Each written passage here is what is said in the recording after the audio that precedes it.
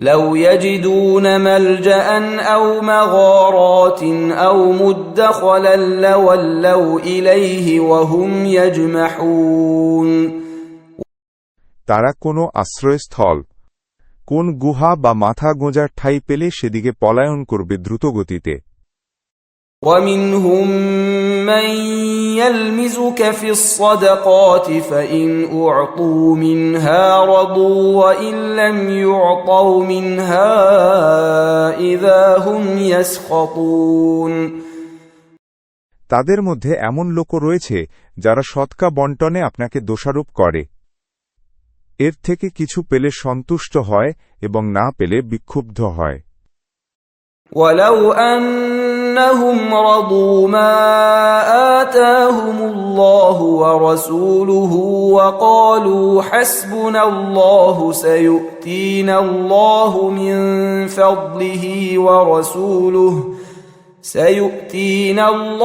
من فضله ورسوله إنا إلى الله راغبون কতই না ভাল হতো যদি তারা সন্তুষ্ট হতো আল্লাহ ও তার রসুলের উপর এবং বলত, আল্লাহই আমাদের জন্য যথেষ্ট, আল্লাহ আমাদের দেবেন নিজ করুণায় এবং তার রসুলও, আমরা শুধু আল্লাহকেই কামনা করি।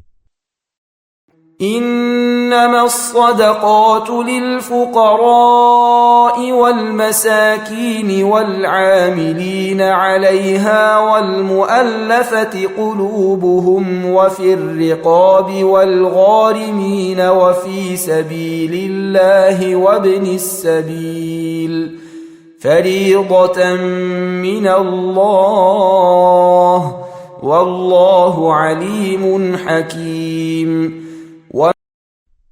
জাকাত হল কেবল ফকির, মিসকিন, জাকাত আদায়কারী ও যাদের চিত্ত আকর্ষণ প্রয়োজন তাদের হক এবং তা দাস মুক্তির জন্যে, ঋণগ্রস্তদের জন্য, আল্লাহর পথে জেহাদকারীদের জন্যে এবং মুসাফিরদের জন্যে।